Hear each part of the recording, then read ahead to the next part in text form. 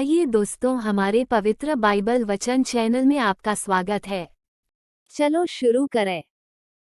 उत्पत्ति 19 का 1। सांझ को वे दो दूत सदोम के पास आए और लूत सदोम के फाटक के पास बैठा था। सो उनको देखकर वह उनसे भेंट करने के लिए उठा और मुंह के बल झुककर दंडवत कर कहा। उत्पत्ति 19 का 2। हे मेरे प्रभु, अपने दास के घर में पधारिए और रात भर विश्राम कीजिए और अपने पांव धोइए, फिर भोर को उठकर अपने मार्ग पर जाइए। उन्होंने कहा, नहीं, हम चौकी में रात बिताएंगे। उत्पत्ति 19 का 3। और उसने उनसे बहुत विनती करके उन्हें मनाया, सो वे उसके साथ चलकर उसके घर में आए और उसने उनके लिए जेवनार तैयार की और बिना खमीर की रोटियां बनाकर उनको खिलाई। उत्पत्ति 19 का 4। उनके सो जाने के पहले उस सदोम नगर के पुरुषों ने, जवानों से लेकर बूढ़ों तक, वरन चारों ओर के सब लोगों ने आकर उस घर को घेर लिया। उत्पत्ति 19 का 5। और लूत को पुकार कर कहने लगे कि जो पुरुष आज रात को तेरे पास आए हैं वे कहाँ हैं? उनको हमारे पास बाहर ले आ कि हम उनसे भोग करें। उत्पत्ति 19 का 6। तब लूत उनके पास द्वार के बाहर गया और किवाड़ को अपने पीछे बंद करके कहा। 7। हे मेरे भाइयों, ऐसी बुराई न करो। उत्पत्ति 19 का 8। सुनो, मेरी 2 बेटियां हैं जिन्होंने अब तक पुरुष का मुंह नहीं देखा। इच्छा हो तो मैं उन्हें तुम्हारे पास बाहर ले आऊं और तुमको जैसा अच्छा लगे वैसा व्यवहार उनसे करो, पर इन पुरुषों से कुछ न करो, क्योंकि ये मेरी छत के तले आए हैं। उत्पत्ति 19 का 9। उन्होंने कहा, हट जा। फिर वे कहने लगे, तू एक परदेशी कर यहाँ रहने के लिए आया, पर अब न्याय भी बन बैठा है, सो अब हम उनसे भी अधिक तेरे साथ बुराई करेंगे। और वे उस पुरुष लूत को बहुत दबाने लगे और किवाड़ तोड़ने के लिए निकट आए। उत्पत्ति 19 का 10। तब उन पाहुनों ने हाथ बढ़ाकर लूत को अपने पास घर में खींच लिया और किवाड़ को बंद कर दिया। उत्पत्ति 19 का 11। और उन्होंने क्या छोटे क्या बड़े सब पुरुषों को जो घर के द्वार पर थे अंधा कर दिया, सो वे द्वार को टटोलते टटोलते थक गए।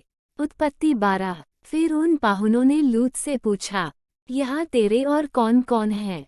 दामाद, बेटे, बेटियां, वह नगर में तेरा जो कोई हो, उन सबों को लेकर इस स्थान से निकल जा।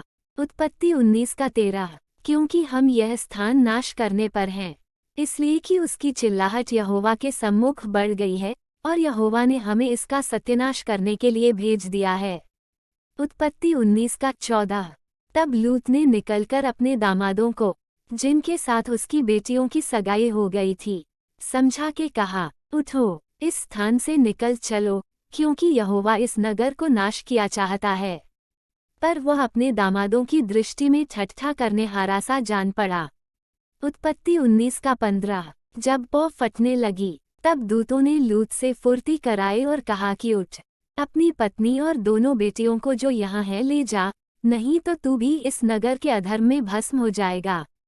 उत्पत्ति 19 का 16। पर वो विलंब करता रहा, इससे उन पुरुषों ने उसका और उसकी पत्नी और दोनों बेटियों का हाथ पकड़ लिया, क्योंकि यहोवा की दया उस पर थी और उसको निकालकर नगर के बाहर कर दिया। उत्पत्ति 19 का 17। और ऐसा हुआ कि जब उन्होंने उनको बाहर निकाला, तब उसने कहा, अपना प्राण लेकर भाग जा, पीछे की ओर न ताकना और तराई भर में न ठहरना, उस पहाड़ पर भाग जाना, नहीं तो तू भी भस्म हो जाएगा। उत्पत्ति 19 का 18। लूत ने उनसे कहा, हे प्रभु, ऐसा न कर। उत्पत्ति 19 का 19। देख, तेरे दास पर तेरी अनुग्रह की दृष्टि हुई है और तूने इसमें बड़ी कृपा दिखाई कि मेरे प्राण को बचाया है, पर मैं पहाड़ पर भाग नहीं सकता। कहीं ऐसा न हो कि कोई विपत्ति मुझ पर आ पड़े और मैं मर जाऊं। उत्पत्ति 19 का 20। देख, वह नगर ऐसा निकट है कि मैं वहां भाग सकता हूँ, और वह छोटा भी है, मुझे वहीं भाग जाने दे। क्या वह छोटा नहीं है और मेरा प्राण बच जाएगा? उत्पत्ति 19 का 21। उसने उससे कहा, देख, मैंने इस विषय में भी तेरी विनती अंगीकार की है कि जिस नगर की चर्चा तूने की है उसको मैं नाश न करूंगा। उत्पत्ति 19 का 22। फुर्ती से वहां भाग जा, क्योंकि जब तक तू वहां न पहुंचे तब तक मैं कुछ न कर सकूंगा। इसी कारण उस नगर का नाम सोआ पड़ा। उत्पत्ति 19 का 23। लूत के सोआ के निकट पहुंचते ही सूर्य पृथ्वी पर उदय हुआ। उत्पत्ति 19 का 24। तब यहोवा ने अपनी ओर से सदोम और अमोरा पर आकाश से गंधक और आग बरसाए। उत्पत्ति 19 का 25। और उन नगरों को और संपूर्ण तराई को, और नगरों को और उस संपूर्ण तराई को, और नगरों के सब निवासियों, भूमि की सारी उपज समेत नाश कर दिया। उत्पत्ति 19 का 26। लूत की पत्नी ने जो उसके पीछे थी दृष्टि फेर के पीछे की ओर देखा, और वह नमक का खंभा बन गई। उत्पत्ति 19 का 27। भोर को इब्राहिम उठकर उस स्थान को गया जहां वह यहोवा के सम्मुख खड़ा था। उत्पत्ति 19 का 28। और सदोम और अमोरा और उस तराई के सारे देश की ओर आंख उठाकर क्या देखा कि उस देश में से धधकती हुई भट्टी का सा धुआं उठ रहा है। उत्पत्ति 19 का 29। और ऐसा हुआ कि जब परमेश्वर ने उस तराई के नगरों को, जिनमें लूत रहता था, उलट पुलट कर नाश किया, तब उसने इब्राहिम को याद करके लूत को उस घटना से बचा लिया। उत्पत्ति 19 का 30। और लूत ने सोआ को छोड़ दिया और पहाड़ पर अपनी दोनों बेटियों समेत रहने लगा, क्योंकि वह सोआ में रहने से डरता था, इसलिए वह और उसकी दोनों बेटियां वहां एक गुफा में रहने लगे। उत्पत्ति 19 का 31। तब बड़ी बेटी ने छोटी से कहा, हमारा पिता बूढ़ा है और पृथ्वी भर में कोई ऐसा पुरुष नहीं जो संसार की रीति के अनुसार हमारे पास आए। उत्पत्ति 19 का 32। सोआ, हम अपने पिता को दाखमधु पिलाकर उसके साथ सोएं, जिससे कि हम अपने पिता के वंश को बचाए रखें।